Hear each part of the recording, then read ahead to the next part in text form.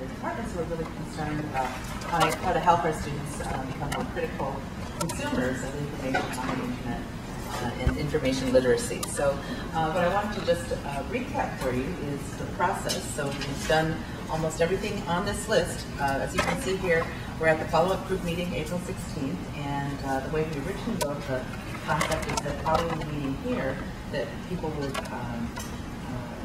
finish and then go off to the University Center, the University Club, what do you call it, Vintage Room, and have no-host lunch together. And Bang is going to be able to join you, so if you'd like to leave a little bit early, I don't know, are we going to go until 11:30, you think? I'm not sure. It's up to the group. Up to the group. Yes. Okay. So that's up to you guys, how you want to run that. And then the final projects are due on the 14th of June. So you still have a little bit of time after exams are completed to finish everything up. And reception is listed for September. And we didn't put a date in there yet because we're going to be working with the president and Bill's calendar, because they would like to be able to hear what the departments are doing and how it's, what your experience was and so forth. Because if things sound good, we're going to try and find additional funding to make it available for a few more departments. So, and I think Bang and Monica will be doing sort of an assessment, so you'll have a survey or some kind of form to fill out about suggestions for a future, as well as what worked for you and what didn't work and how we can modify things for the fall. So stay tuned to your calendar. Probably my office will be sending out an announcement about times, and hopefully we can find a time where everybody can be there, all of you plus the president and the provost. So just as and I'm sorry, I have to run to another meeting, but just as a little bit of feedback for me, how has it been going so far? Have you found it helpful? I looked at the agenda that Stephanie, is her name Stephanie, the one? Yes, Stephanie Grace from the Chancellor's office, and I thought it was a really interesting agenda because it wasn't just her talking at you. She gave you some information and put you in work groups, and to me that's wonderful when they can do that, so you just don't sit there all day long and then have to go home and do all the work by yourself. So, but I'm just curious, are things going okay? What's your sort of thumbnail reaction to that? Anyway.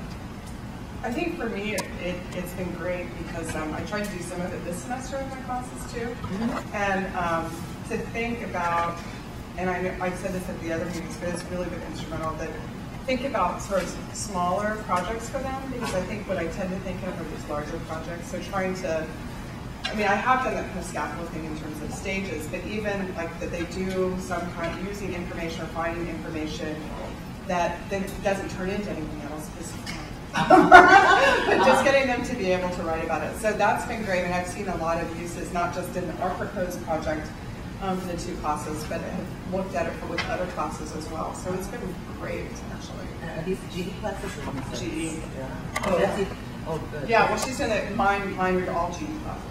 I love the fact that women's studies is in this because you have so many students from across many different departments. So.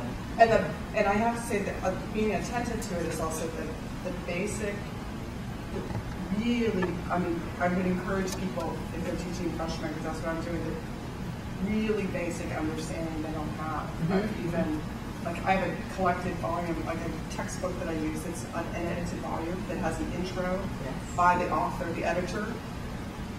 They even can't really make, even though we do it over and they can't distinguish between that and the author.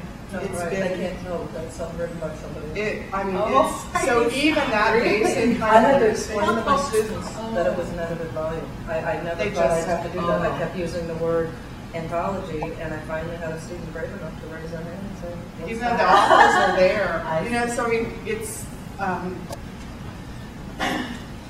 we need a lot of it at the freshman level. Okay. Well, actually, that's a good point, because that's something that we can give to the instructors who are, like Dennis Neff is coordinating all the University 1 instructors, so that's something that they should definitely incorporate. So that's a good feedback. Yeah. I'd like to really compliment the library, because I think the biggest thing that's coming out of this for me is the work Bang's done. We're going to have such a fabulous website resource that we've both said. This isn't for our classes. We're going to really, once it's up and running, we really think it's useful. Then for our classes, then we're going to open it up to everybody in the program. And I think everyone's going to just it's such a useful resource. And the thing it allowed Bang and I to finally do was to have the time to sit down and say, okay, what do you know about women's studies journals? What do you not know about women's studies journals? What kind of communication weren't we having between our librarian and our department? And it gave us the time, and so I can't say enough about how Diane has given us a resource from the conversations.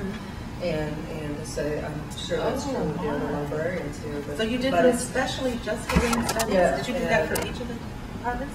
No, just for women's studies. That was part of what we said we wanted, was this Excellent. easier resource for the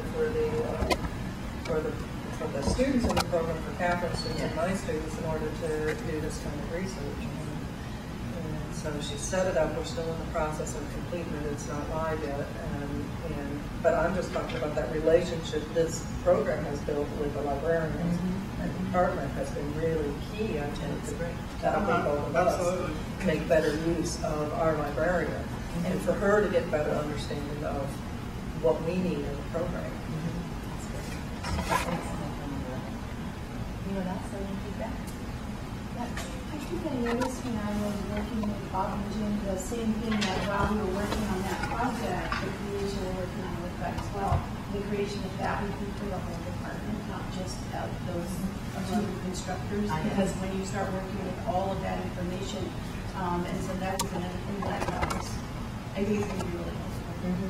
And that raises a very important point, because what I want to also underscore is that, especially those of you who are faculty here without your chairs, and Marta, thank you, or Miguel as a chair, how is the work that you're doing here going to permeate the rest of the department? So that's why we had asked originally the chairs be here with the faculty, because it's up to them to help institutionalize it so that as they hire new part-timers who are teaching those courses, that they will give the assignments and the information to those part-time faculty so that they will have the knowledge and skill sets to be able to continue to use it for all kids in that course or throughout the major in that way. So that's a key feature.